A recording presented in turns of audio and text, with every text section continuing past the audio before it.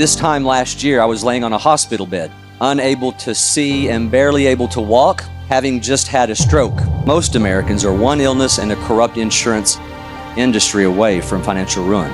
Never underestimate how loyal and hardworking a father with a sick kid will be.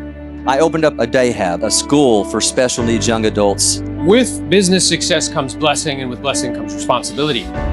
Go back 20 years. Met him at an event like this. We actually became really fast friends because we're both very competitive. And we started to role play with each other, do ultimate door knocking challenges all day long for 8 hours. And every hour on the hour, call each other. Hey, bro, you sweating through your shirt? Because I am. Yep. Eric went on to do about 80 deals a year. And I think he was working 3 to 4 days a week. I used to give him static about that all the time. But he had that figured out pretty well because he was spending time with his family. Then his life took a little bit of a change. But one of his sons started to regress cognitively. That's led him to doing what he's doing today with the day hab. And I'm so excited to share him with you guys and for him to share what he's doing. So join me in welcoming to the stage my friend, Eric Littleton. It's good to be here this morning. I appreciate it. I promise I'll be 25 minutes, okay? Give me 25 minutes and we'll be done. It is good to be standing here in front of you, and I mean that literally. This is not a euphemism. This time last year, I was laying on a hospital bed, unable to see and barely able to walk, having just had a stroke. And I spent 2025 rehabilitating from this stroke while trying to teach high school English full-time, while trying to start a school for special needs young adults. So when I say it's good to be here, I really mean it. I want to introduce you to my daughter, Carolina Grace. Grace, stand up, wave. Grace lives in Rome, Italy. She's been there for 2.5 years. She's studying at a university there, communications and gender studies. She travels all over Europe and all over the world, writing and vlogging about her experience. And what we know to be true is that exposure is the antidote against bigotry and racism.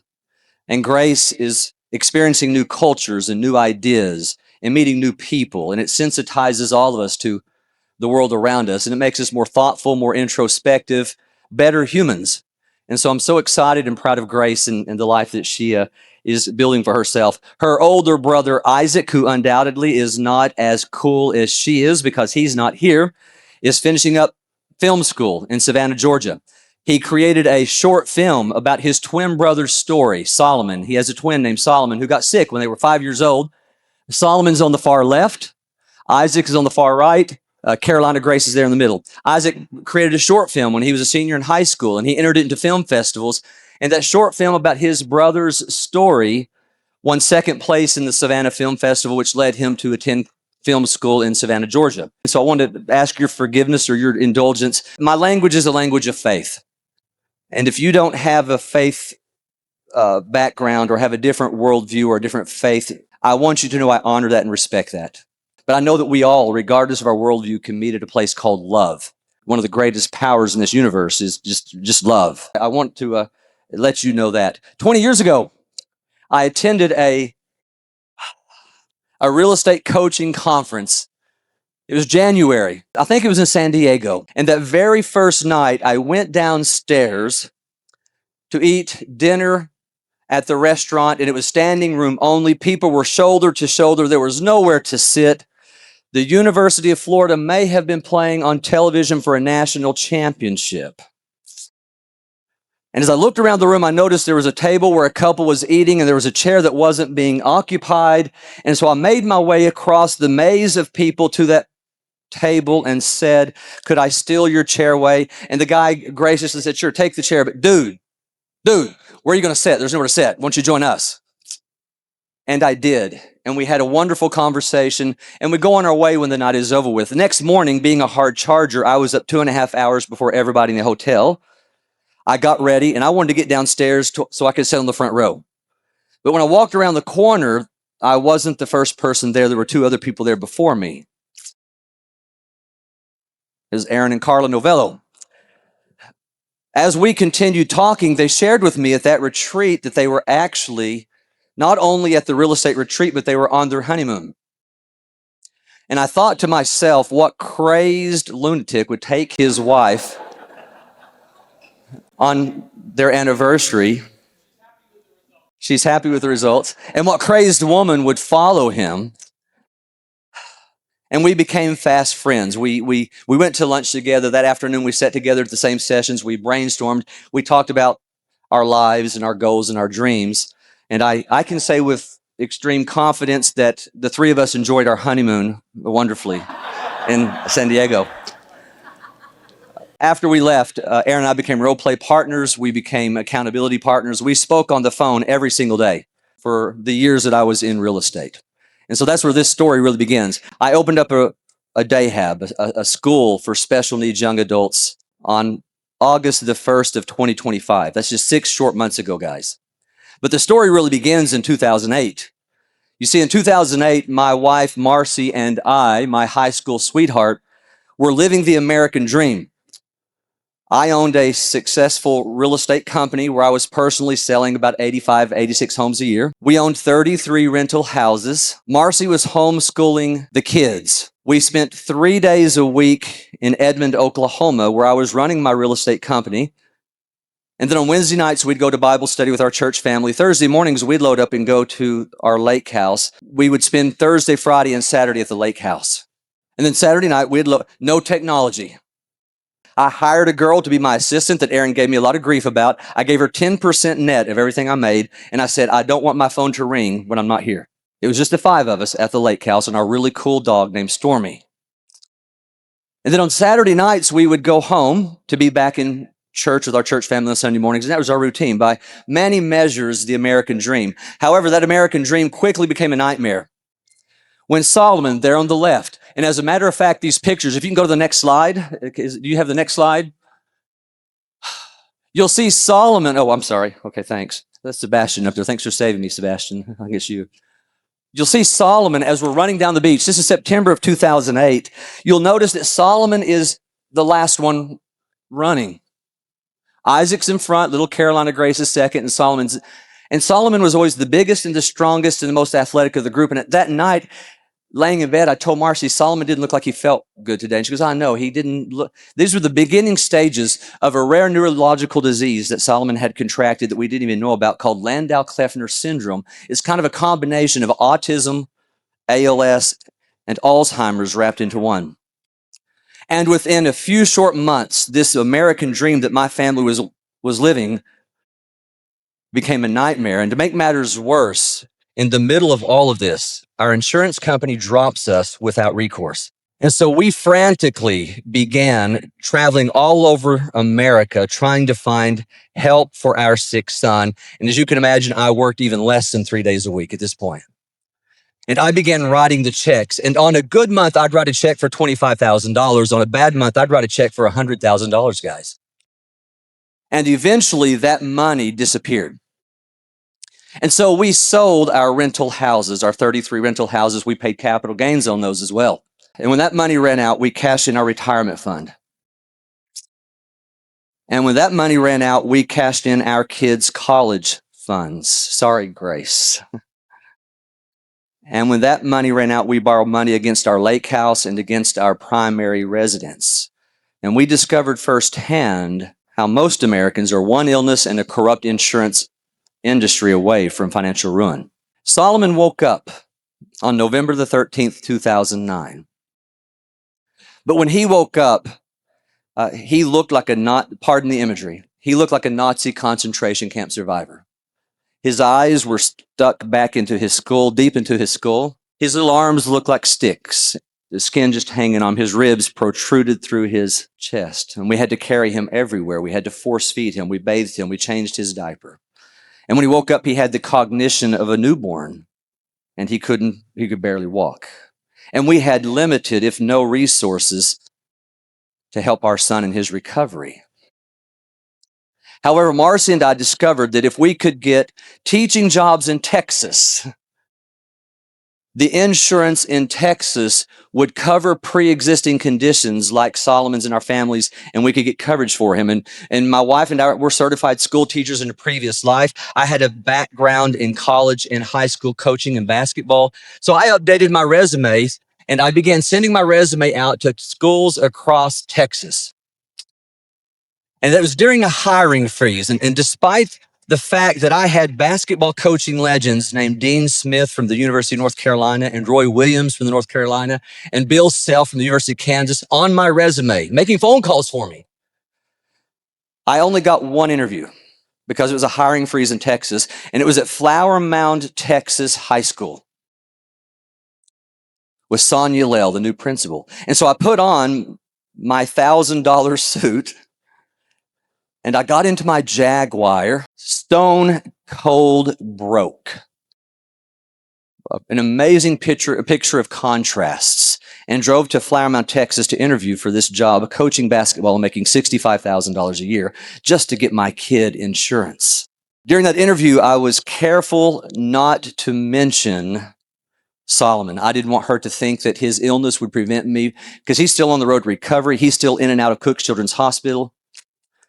And so I didn't mention him. About an hour into the interview, she stopped and she closed her notebook and she gently pushed it across and crossed her arms. And she literally looked at me and then my suit all the way down to my shoes. I knew what she was doing. And she said, "I feel like I'm missing something here, Coach Littleton. What am I missing?" First Kings in Holy Scripture writes that I heard, we think it was Jeremiah, we're not sure, but Jeremiah wrote, "I heard the voice of God in a gentle breeze." At that moment, I heard God's voice gently say, "Now." And it was the first time I had publicly shared this story about my sick son. And as I unpacked this, I was quick to tell her, "I assure you that I will not allow this to make me not do a good job. I'll do everything in my power to work hard, and I'll be here, but I just need 13 years to get Grace and Isaac through school, kindergarten through 12th grade, to give my family stability. And if I can, in 13 years, guys, and coaching's a lifetime, they'll run you off in 4 years." And after we unpacked that and we talked a little bit more about the job responsibilities, I ended it by saying, I looked her straight in the eye and I said, "Miss Lell, look at me." I'd had good sales training, by the way. "Miss Lell, look at me. Never underestimate how loyal and hardworking a father with a sick kid will be." And with that, she turned and looked at one of her assistant principals, Jan Murphy, and she gave a head nod, and Miss Murphy gave a head nod. And they offered me the coaching job. I became the highest paid teacher in the state of Texas because I had insurance again. And we could begin helping Solomon recover. Those 13 years in Flower Mound, guys, were a great blessing. On the court, I've got to tell you, we broke every record in school history. Twice. Every record in school history. But the great story was off the court. That community of 85,000 people embraced my family warmly, Flower Mound, Texas. That high school of 4,000 students and 400 faculty members loved my children well. My basketball parents were fantastic. No nightmare stories about parents berating coaches and running them off. They were simply phenomenal. And my players and I had this beautiful love affair. And they taught me how to laugh again. And over those 13 years, I found my third son and my fourth son and my fifth son and my sixth son and my 106th son. And 13 years later, when Grace walked across the stage and headed to Rome, Italy, I stepped down as the head boys basketball coach at Flower Mound, Texas High School. And we moved to our lake house on Lake Texoma, borders Oklahoma and Texas, ergo Texoma. And we thought to ride off quietly into the sunset. But we heard about pivoting yesterday, and we heard about being flexible. And this is where our story took another turn that we didn't expect. I think we have a video, maybe. You know, I retired from coaching, and our plan was to move to Lake Texoma and just ride off quietly into the sunset with Solomon, our special needs guy, Solomon. I think God had different plans.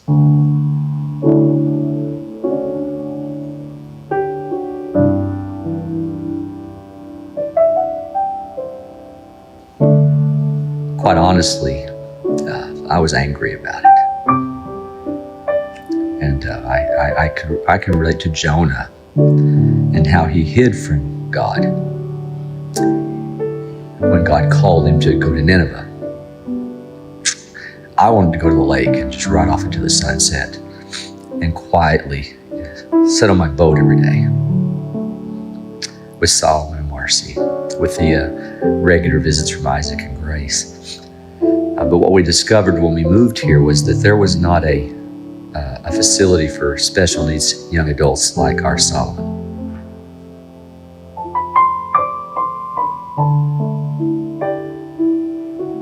And at first, I didn't care, if I'm being totally honest. But and we were planning on just sending Solomon to that facility that we thought existed while we finished up our teacher retirement. When we discovered that there was not a facility here, our plan was just for Marcy to stay home with Solomon. But it became abundantly clear to us that that wasn't God's plan, and that he called us to help some other families with this, and I didn't want to do it. And then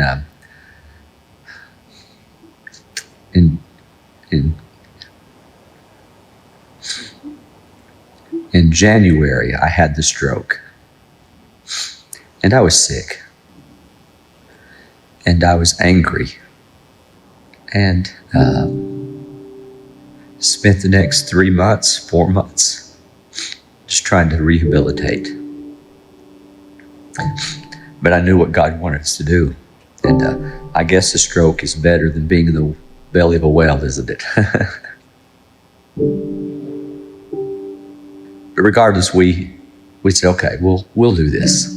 We'll do this special needs day hab in Whitesboro and see if there are other people who might need it. And so I began putting feelers out for a facility. And we had a church here in Whitesboro who reached out to us, First United Methodist Church, Pastor Dana Coker. And so we met with her, and she was excited. She said, I'm on board, let's do it. Our church is on board, let's do it. So we had a facility.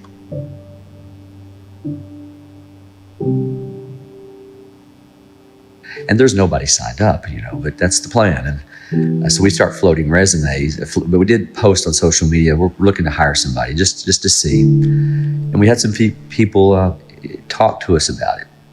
And we actually offered the job to some people, but we said, there's no guaranteed salary yet. The only salary you're guaranteed is Solomon's $1,200 a month. We'll give you $1,200 a month to watch our Solomon at this day hab in this church building. But there's nobody else. And we offered it to 2 people, and they both said, sorry, we just can't do it for that. There's not a guarantee of salary. And then one day I open up my email box and I see this resume. I think it's a mistake, because this resume that I receive, I said, this can't be right. This person has 23 years of experience in dealing in the special needs industry and working with people and corporations and nonprofits and special needs kids. And this person says, I want to interview for the job. And I showed it to Marcy and said, look at this resume. And she looks at it and she goes, what is this? So we called this person. Her name was Cheney. And we tell her, hey, Eric and Marcy, Littleton Special Needs Day Hab, we think there may be a mistake here.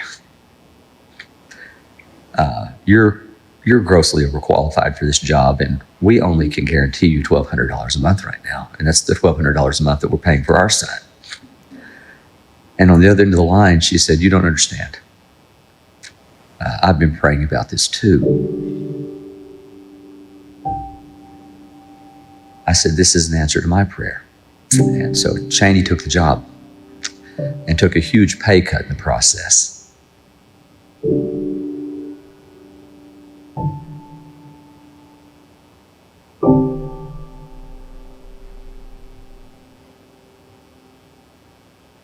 So once again, building, God lays at our feet. Cheney, this program director, lays at our feet.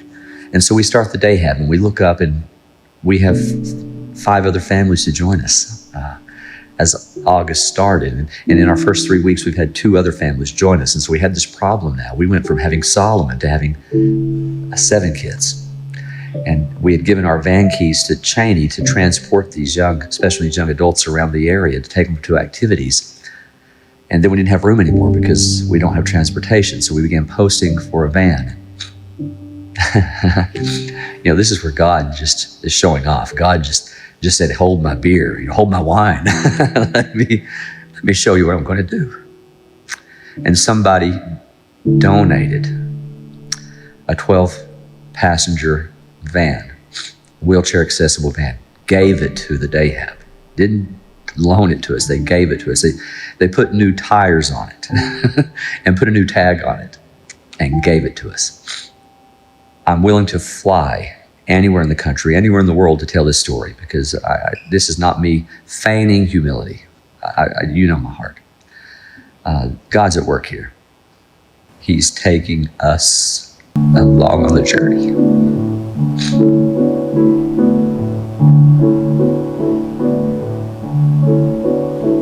No way. Let's go.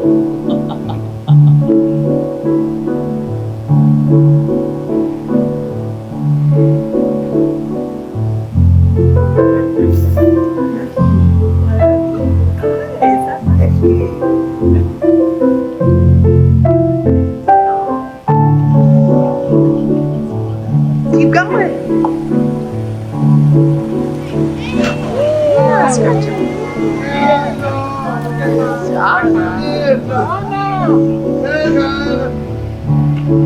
There you go. All right. Ready, go, Maddie. One time harder. Yeah. We're gonna all get a wear black shirt. I'm wearing black.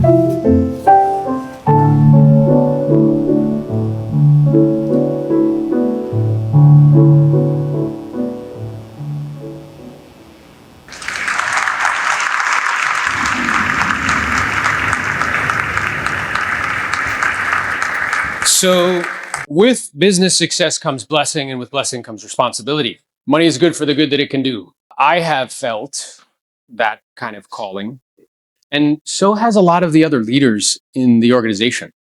They've come to me like, hey, it would be really great if we could like contribute together, because this community is really just about contribution and collaboration. We're going to do for the first time, we haven't done this before, something that we call the Generous Builders, where we have an opportunity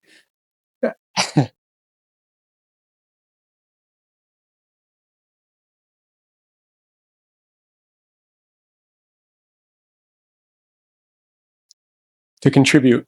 So what we're going to do is, if this touches you, if you have a heart for it, you will raise your hand.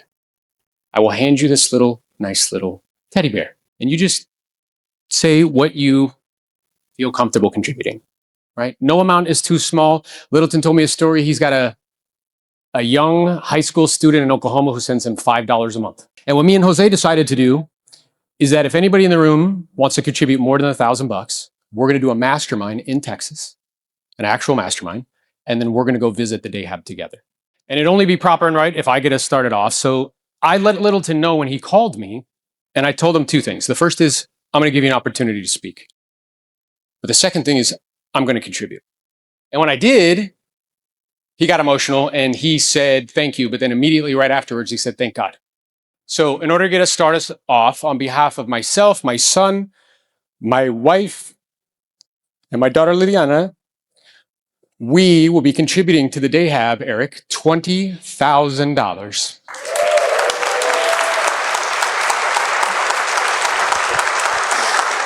Who would like to step in? $5,000 for Jose. Appreciate you, brother. $1,000. Appreciate you, brother. John Carroll. $2,000. Appreciate you, brother. $500. Cassidy. Appreciate you. Are you keeping track? Connor? $100. Appreciate you, brother. Thank you. $1,000 for David St. Martin. $1,000. No, I'm just throwing it to you. My bad.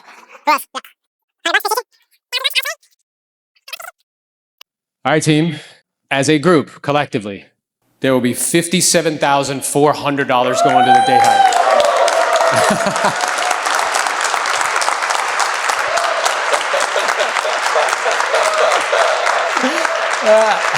AI is absolutely very terrifying. No previous tech boom ever pulled in half of global VC into a single theme the way that AI is doing now. It's a Google. It's a better Google. It gives me better answers. What is my mission? Is to really help you cross the divide that's separating you from conversations with AI to making AI infrastructure, making it necessary.